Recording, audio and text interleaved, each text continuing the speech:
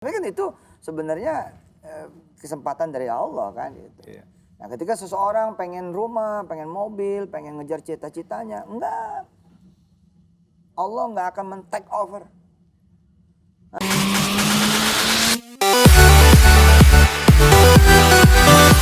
Assalamualaikum warahmatullahi wabarakatuh. Pemirsa nikmati sedekah, insya Allah banyak berkah. Memang keberkahan Al-Quran itu nggak bohong. Seperti bintang tamu kita kali ini, beliau setiap harinya mengamalkan membaca Al-Quran. Sehingga rumah di sebelah kanan kirinya tuh bisa kebeli. Kayak apa ceritanya, kita langsung gabung aja ke Papa Kawirda dan bintang tamu. Yeay. Assalamualaikum Ustaz. Kak Kumi udah ngalang-ngalain Kawirda nih. Bentar lagi ke Gusur nih lapak nih. Assalamualaikum Ustaz Zen, sehat? Waalaikumsalam. Pemirsa ini pertama loh Kak Kumi kayak Kawirda, asik juga ya. Iya. Jadi apa saja anak itu kalau dikasih kesempatan pasti bisa. Jadi orang tua harus banyak ngasih kesempatan kepada anak-anaknya. Guru-guru juga begitu, guru-guru harus banyak ngasih kesempatan kepada murid-muridnya. Ustadz juga begitu, harus ngasih banyak kesempatan kepada jamaahnya.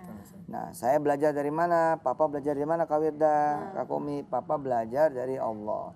Allah adalah Tuhan yang mau memberikan kesempatan buat seluruh hamba-hambanya. Asik ya? Amin. Kalau punya masalah nih, Allah nggak langsung take over. Kalau Allah langsung take over, menghilangkan kesempatan seorang hamba belajar mengurus masalahnya. Betul. Betul nggak? Karena Ustadz Jen gitu juga ceritanya nanti nih. Iya. Gitu. Tapi kan itu sebenarnya kesempatan dari Allah kan gitu. Iya. Nah ketika seseorang pengen rumah, pengen mobil, pengen ngejar cita-citanya, enggak. Allah nggak akan men-take over. Sehingga menghilangkan kemampuan natural yang sudah diberikan oleh Allah kepada hambanya. Nah, cuman Allah membimbing saja. Nah bimbingan Allah itu bentuknya adalah Quran. Bentuknya adalah wujudnya adalah kalamnya. Wujudnya apa? Wahyunya. Dzalikal kitabu la raiba fihi hudal lil muttaqin. Tema kita kali ini adalah apa tadi temanya? Berkah Al-Quran. Nah, itu memberi kesempatan kepada anak. Langsung Kak, silakan. Siap. Assalamualaikum Ustaz. Waalaikumsalam Kawirda. Apa nih yang bisa dibagikan ke pemirsa yang di rumah nih? Perjalanan ini adalah sering dengarnya ceramahnya Ustadz Yusuf Mansur iya. sebagai motivasi dari kami Sallu ala Nabi. untuk kami dan keluarga. Jadi memang awalnya memang pendirian rumah tahfiz di kami itu memang dari dasar untuk berbagi ilmu supaya bermanfaat buat masyarakat gitu. Ya memang kisahnya itu memang dari awal sekitar tahun 93 lah ya, 93 lulus dari pesantren karena bertekad untuk bisa lebih membahagiakan seorang ibu sih. Allah. Karena Ayah masih ada waktu itu meninggal? ayah udah meninggal waktu umur 4 tahun Ustaz. Allah. Waktu saya umur 4 tahun itu sudah Jadi sudah nggak ketemu lah ya, nggak ingat lah. Iya, jadi memang setelah lulus pesantren itu tekad hati untuk membahagiakan seorang ibu lah. Allah, Gitu. Allah. Jadi nggak minta kuliah, nggak minta apa, yang penting kita kerja dulu gitu kan. Selanjutnya kerja menjadi operator di perusahaan tersebut dan sempat Ustaz di perusahaan tersebut dinilai bagus gitu sama atasan karena itu kita udah kena shift dulu nih Ustaz nih 3 shift gitu Ustaz. Tapi setiap shift malam itu kerja sambil bawa buku Ustaz. Belajar lah gitu. Jadi tetap semangat belajar. Ya, semangat ada. belajar untuk itu. Kan bahasa Inggris, bahasa Arab. Selanjutnya Hebat ya, didikan pesantren luar biasa ya. Jadi Spirit belajar bener. Ustaz. Di tengah-tengah malam di shift 3 ya kita belajar Ustaz. Masya Allah, tetap belajar. Betul. Selanjutnya mungkin dilihat sama atasan itu mungkin bagus. Akhirnya tidak shift lagi Ustaz, tetapi jadi staf yang Stabil jamnya. Dan selanjutnya perusahaan juga memberikan sekolah nih Ustaz. Masya Allah. Jadi menyekolahkan seorang karyawan gitu. Jadi dapat kesempatan belajar. Betul. Jadi sekolah ekspor impor itu namanya. Oke.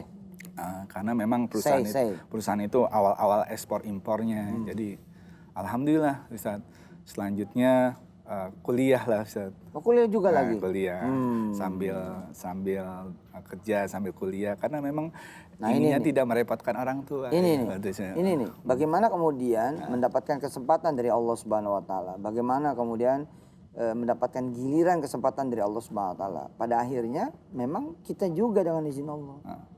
Karena beliau gitu punya semangat belajar, ada semangat pengen berubah, maka kesempatan itu kemudian diberikan oleh Allah Subhanahu Wa Taala. Insya Allah. Ustaz. Kan begini ya Ustaz. Kita pengen ngebagi sesuatu sama yang nggak pengen, ya kan masalah juga. Betul, Ustaz. Hah? Betul, Ustaz. Betul nggak? Iya.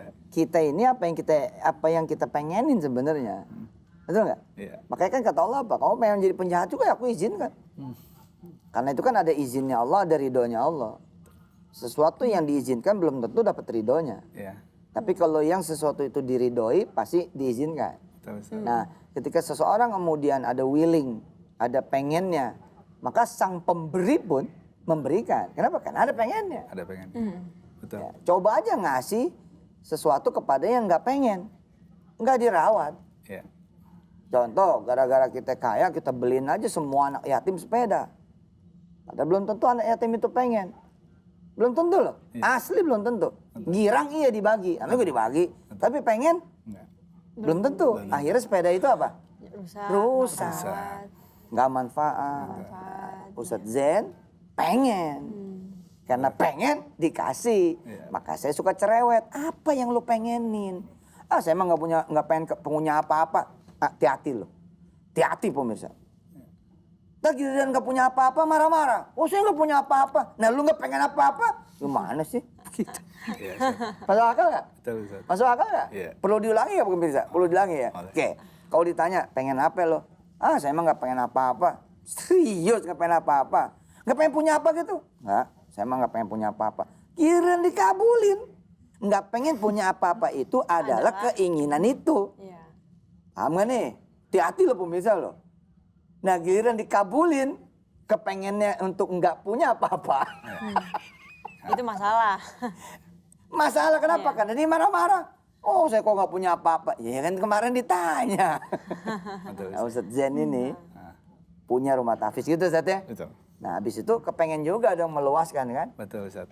Itu yang kemudian Ustadz Zen akhirnya bisa beli kanan, beli kiri, depan, belakang dan kemudian akhirnya membesar. Betul, Ustaz. Sebentar Ustadz, kita sapa pemirsa Zoom dulu. Oke. Ada siapa Kak? Siap.